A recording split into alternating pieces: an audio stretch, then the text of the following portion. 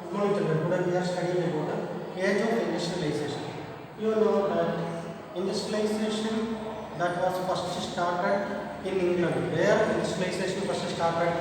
Industrialization first started in England. You know it will. Many factories that was established in England. Many factories were established in England. So industrialization first started in England. In examination we asked them. One more question. Industrialization first started in which country? We can say that Britain or England first industrialization started because they started factories. Why they started factories? Because they had many colonies in different parts of the world. Britishers, they established many colonies in different parts of the world, including India. So they need raw materials. Why? Because they started many industries in England. So they need many raw materials from these colonies. So India also became a colony of the Britishers. You know it very well. Next we want to study about the most dynamic industry that is in Britain, where clearly cotton and metals. Then they concentrated on cotton and metal industries. You heard about cotton industries and metal industries. So later on they concentrated on cotton as well as metal industries. Who concentrated? Britain, they concentrated on cotton and metal industries. Next, the new industries could not easily displace traditional industries. When the Britishers they came to India, they make India as a colony and they collected raw materials from India. At first, all of a sudden, they did not they can't make industries in India. Why? There are a lot of problems we will discuss. So the new industries could not easily displace. They can't displace the traditional industries. Which are the traditional industries in India? You know, handloom, cotton industries, handloom industries, weaving, spinning. All these things are handloom work, embroidery. All these things in ancient times, these are all done by hands. More hand works are there. So these all are traditional industries. These are in ancient times. You know that in Indian handlooms, Indian designs, handlooms, Indian cotton clothes had great demand in all over the world. So these when the introduction of these new industries that it did not displace the traditional, it did not displace the traditional industries. That it did not displace the traditional industries. You know it will. Next, the technology. There are a lot of technological changes that they want to make. The Britishers they want to implement many machines in India, but that was a slow process. That will become a slow process. They can't implement all of a sudden. They can't implement all the machines in India due to certain problems. Which are the problems we are going to discuss? First, the expense of that technological invention and technological adoption that was very expensive. Technological adoption that was very expensive. So Britishers understood that huge investment is necessary for these kinds of implementing of these technologies in India. So they understood that was a difficult task. They all of a sudden they can't adopt new technologies in India. So that was a slow that we can say that it was a slow process. Because the expense of this technology is very expensive. The expense is very expensive. So they all of a sudden they decided not to implement the technologies and machines, new modern machines in India, because they understood that this is very expensive. So that leads to slow process. That leads to the implementation of this technology in the slow process. Next, machines often broke down. This when they mainly suppose if they depend on the machines, these machines were broke down. These machines continuous use of these machines that may broke down. Once it broke down, what was the problems? Repairing cost may be very high. So that it is very difficult to repair it. If they want to repair it, the cost of that repairing that is very high. The repairing cost will be very high. So they want to make it as a slow process. Who want to make it as a slow process? Britishers, they want to implement the technology and the industries in India as a slow process. They can't displace traditional industries like cotton mills, then handlooms, then the weaving, spinning, and the embroidery works.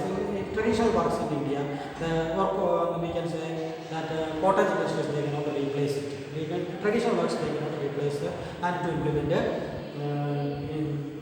industries in India or machines in India. There are a lot of reasons to this slow process. First one, it is very expensive. If they want to implement this technology, it's very highly expensive.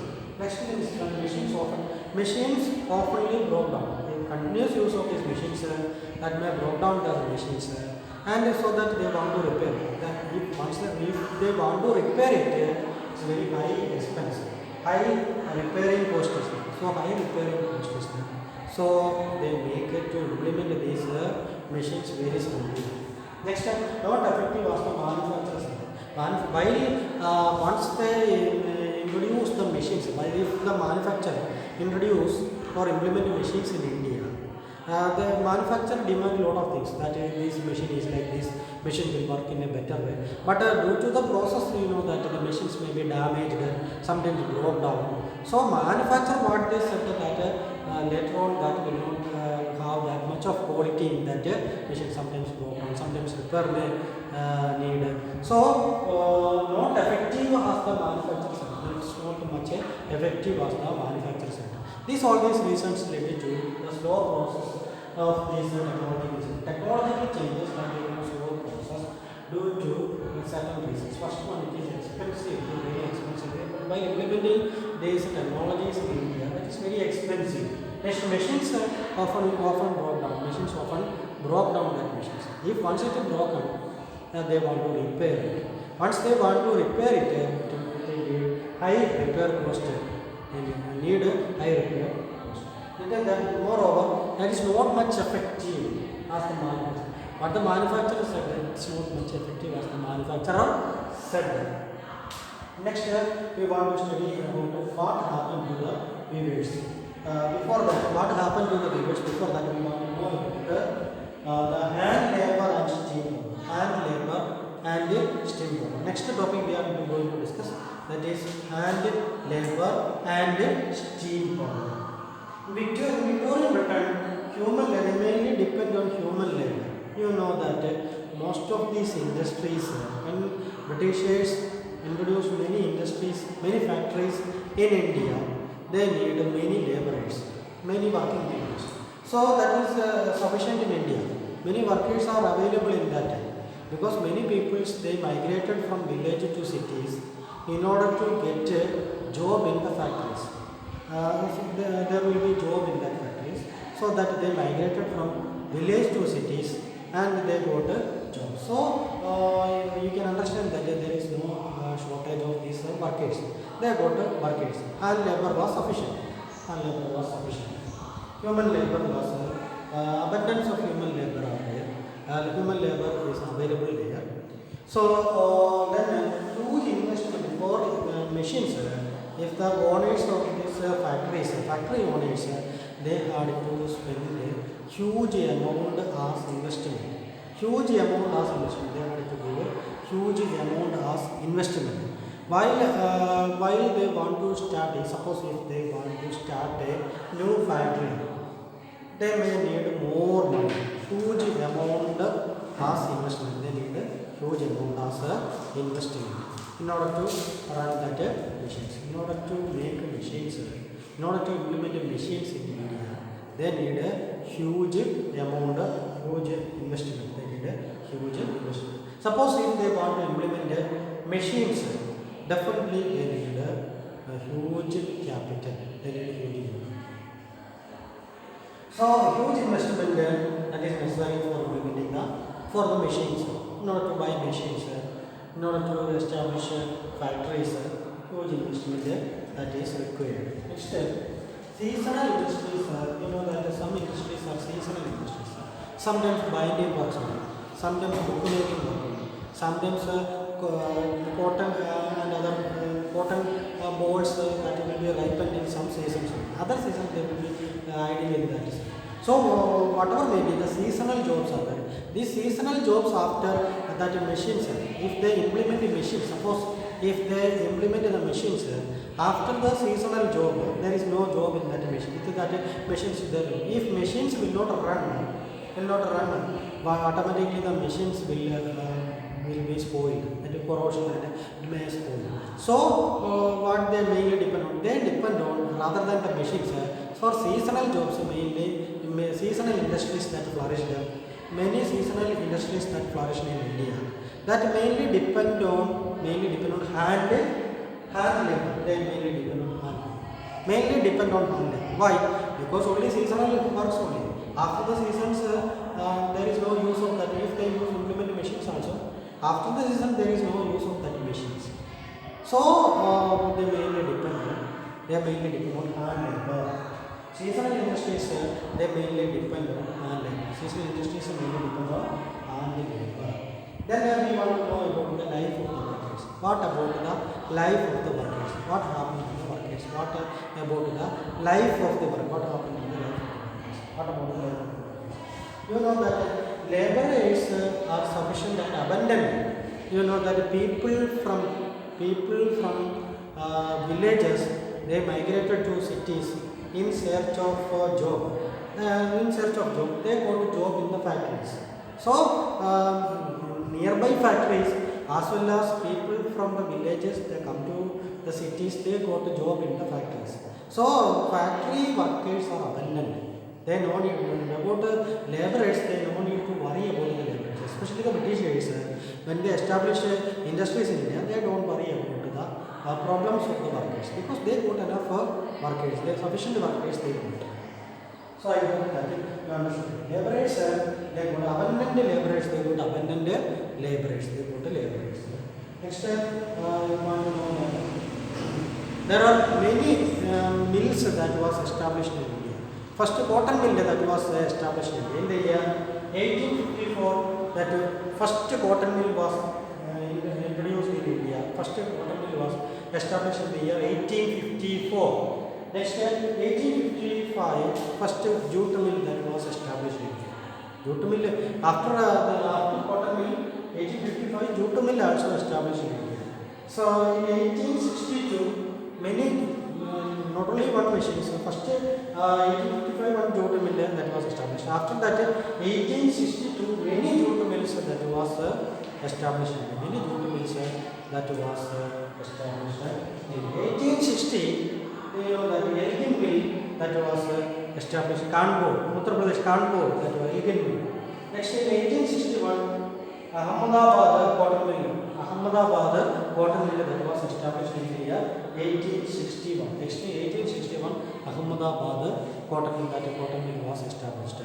Cotton mill that was established in Ahmedabad cotton mill. Next in 1874 Madras Spinning and Weaving Mill. 1874 Madras Spinning and Weaving Mill that was established. 1874 Madras Spinning and Weaving Mill that was established. Once again I will tell you the establishment of the industries. You listen very carefully. 1854 the first cotton mill that was established in India. Which year? 1854. Then jute mill, first jute mill was established in the year 1855. The first jute mill that was established. In 1862 many jute mills that was established in India. Next in 1860 Elgin mill that was in Kanpur that was established in India. Next 1861 what was the importance of 1861? Ahmedabad cotton mill that was established. Cotton mill that was established in Ahmedabad in the year 1861. In the year 1861. In the year 1874 then Madras Spinning and Weaving Mill. Madras Spinning and Weaving Mill that was established in the year 1874. In the year 1874, Madras Spinning and Weaving Mill that was established. Next, we want to know about the life of the workers. You know that the workers were abundant because many people they migrated to the cities. Moreover, nearby the factories, so many workers are there, so they did no need to worry about the factory workers, they work as factory workers. Mainly depend on handmade workers because the many industries are seasonal. Many industries are seasonal industries. Then we want to study about Manchester coming to India. Many Manchester that companies that comes to India, Manchester products that will be imported to India. That time Indian products collapse. You know that Indian goods that collapse, especially handloom work, handloom industry. Handloom industry collapsed due to the Manchester goods. Due to Manchester goods, handloom industry collapsed. You know that from Manchester, many goods that is imported to India, and Indian cottons that the market overloaded with the Manchester imports, so Indian market collapsed. So that the market of India that collapsed. It means that the Indian peoples they engage in these kinds of activities. Their market collapsed. At the same time, Manchester market that emerged.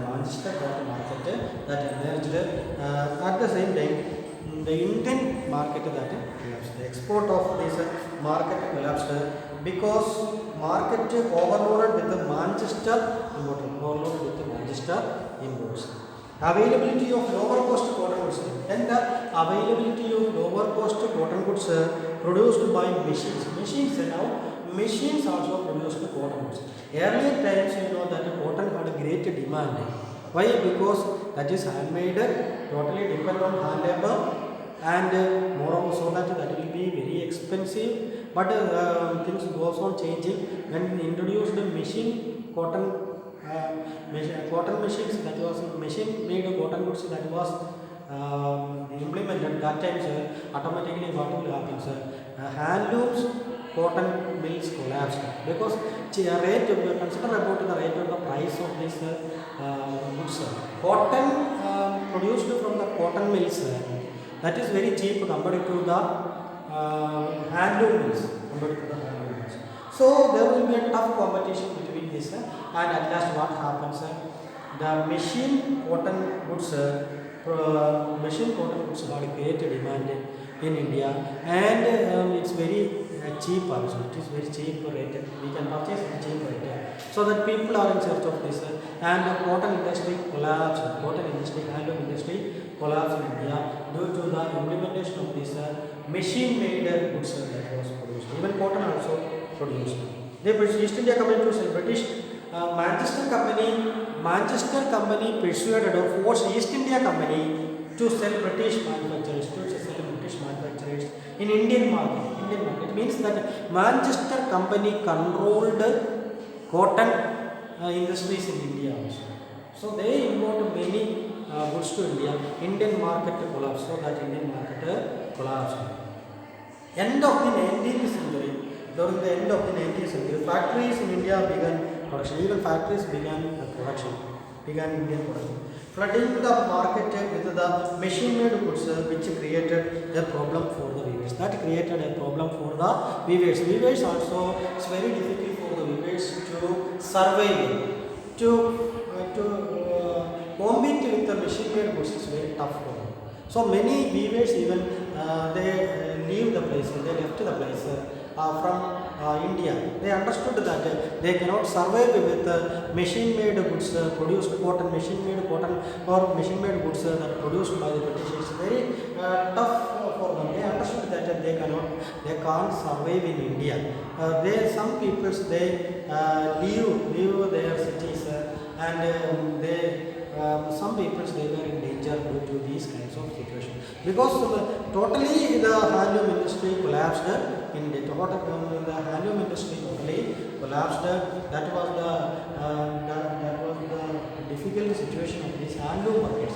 Handloom markets, they are facing serious problems because they want to compete with machine-made goods. Moreover, machine-made goods are very cheap. So compete with them is tough for them because people always prefer the machine. Moreover, these machine-made goods that will be exported to different parts of India, they get a huge profit also. So that they sell in India at a lesser price in India. So in order to compete with them, it's very difficult. Moreover, in handloom industries need more labor worker. It's very expensive, so they can't sell at a lower price also. So these are all these problems that are related to these types of problems. So in this time, many factories that came. So even in Indians like Ravindra, Dwarkanath Tagore, he also started a business. Then Jamshedji Tata, you heard about Jamshedji Tata. Jamshedji Tata also started factories in India. You know, Tata company that was established in India. That is Jamshedji Tata. Jamshedji Tata. Dinshaw Petit, that he also started Bombay, that factories was established. Jamshedji Tata, then he also started Tata industries, especially Tata and steel industries that was established in India. So Indian companies also, in this time many Indian companies also established in India, like Jamshedji Tata's Tata company, Tata Steel company that also established in India. Let us conclude all these topics once again. And during the age of industrialization, one of the problems that we face, most dynamic industries in Britain were clearly cotton and metals first. The new industries could not easily displace traditional industries. Then technological change that becomes slow process. Why? Because it is very expensive. Technology, if you implement technology, that is very expensive. Second, machines are often broken down. That will be damaged. For repairing cost, high repair cost will be, that will need a high repair cost. Then not effective as manufacturers said that it's very high quality machines are there, but due to the long run it may damage, sometimes broke down. So that may happen. Then what about the weavers? Weavers they lost their job. So many weavers they left the state also. So English East India Company they appointed Gomastas. Who were Gomastas? Gomastas were the peoples, they were appointed by the Britishers to purchase goods or raw materials from the peasants. Then Gomastas they have to check the quality of that products. Gomastas were appointed by the Britishers. These Gomastas they had to check the quality of the products, check the price, then purchase these raw materials, then collect the supply they collected the supplies. So the Gomastas were appointed by the Britishers. These Gomastas will do which are the jobs they have to do. They want to purchase the raw materials, they have to check the quality of that raw materials, then collect the supply, they collect the supply. So these Britishers they appointed Gomastas to do all these things. These Gomastas, sometimes they were outsiders, sometimes they may be outsiders. These Gomastas may be outsiders. Sometimes openly clashes, several times clashes. What is clash? Fight between the Gomasta and the weavers that happens, because these Gomastas collected the raw materials from these weavers. These weavers and the weavers were asked to give these raw materials or these things in time. So the weavers they have to stitch and they have to give in time. But several times they failed to give in time. That times this Gomastas punished these weavers. Gomastas punished these weavers. So there will be a clash between the weavers and the Gomastas. There will be open clash between weavers and the Gomastas, because Gomastas asked the weavers to do all these kinds of things, but these weavers they can't give in time. Sometimes it may take long time, so that they can't give in time. So that there will be clash between the weavers and the Gomastas. This Gomasta and weavers they will be in open clash that will be happens, because Gomasta will give time. Within that time they can't produce that goods. If they fail to produce that goods, they will be punished by these Gomastas. So there will be open clash between. Moreover, these Gomastas were outsiders. They did not know the language of these weavers. Moreover, the weavers their culture and tradition they do know.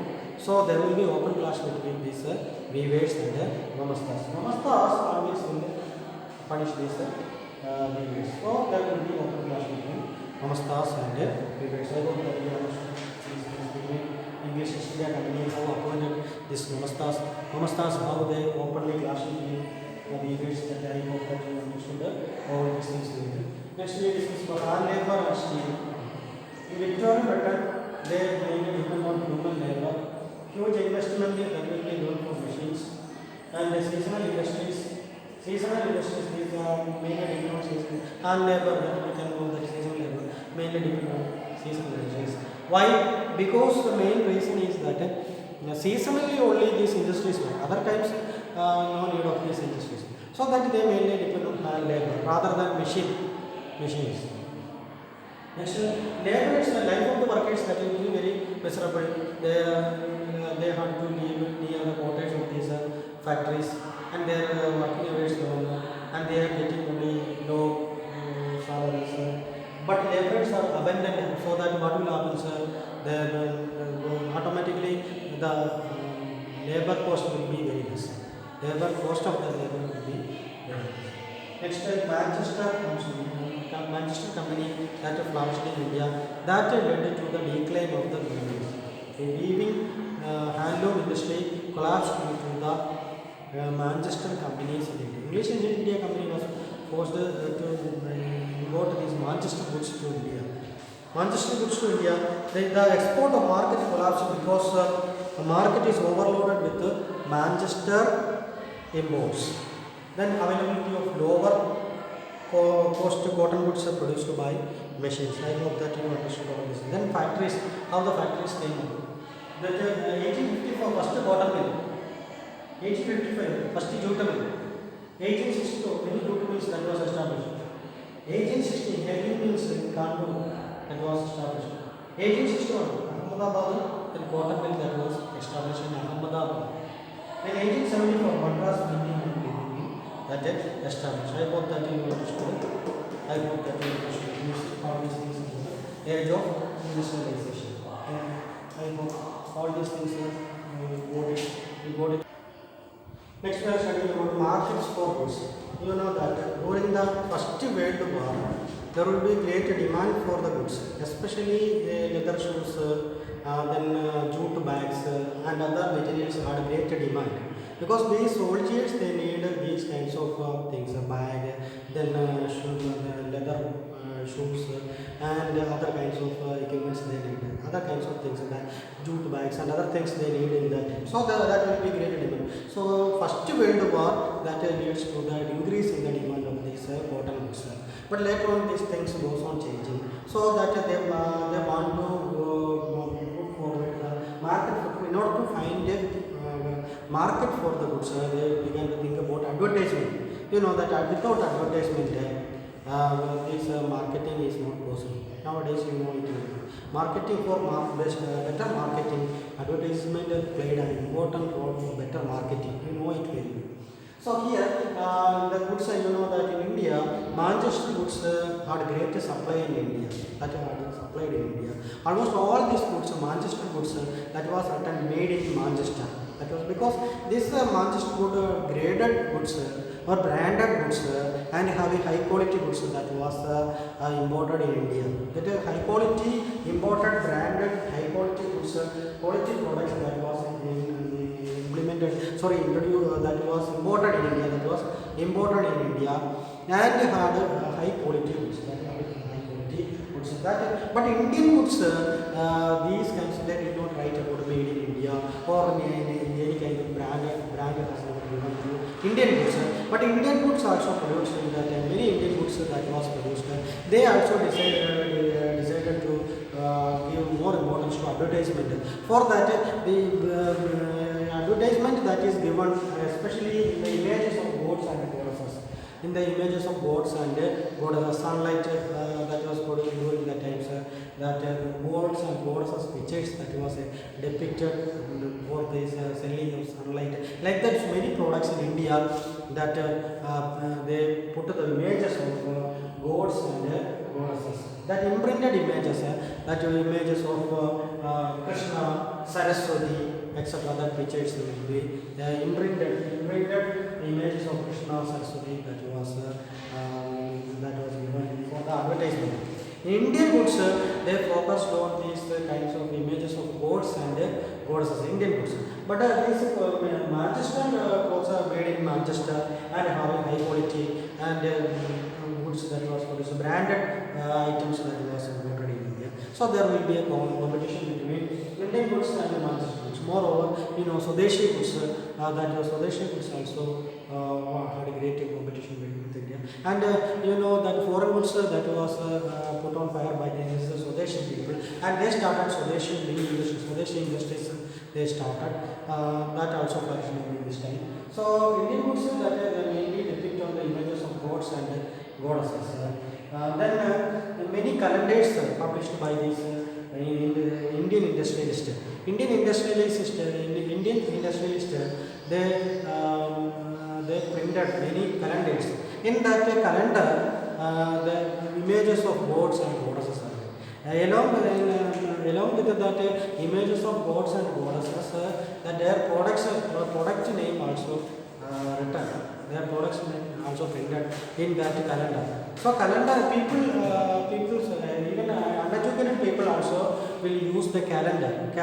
While using the calendar, the images of gods and goddesses are there. So that people then under that there will be written words like this, which company like that will be mentioned. So that Indian goods are mainly like this, like printing of images of Krishna, Saraswati.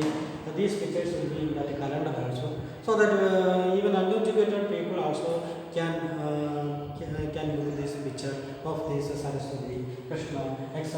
in this calendar. So Indian products they mainly focus on the images of gods and goddesses.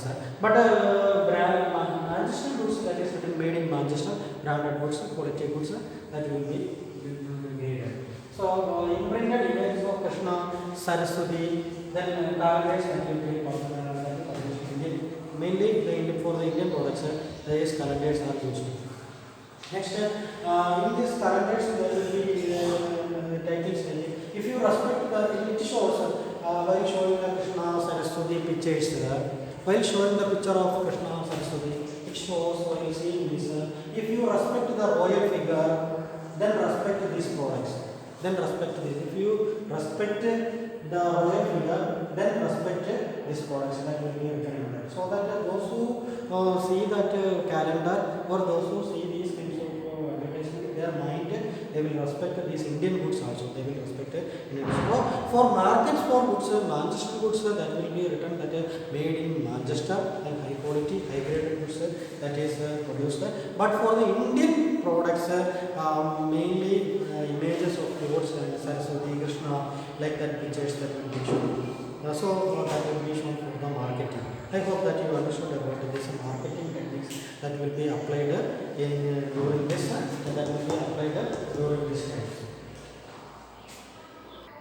So I am going to wind up the session. Thank you, children.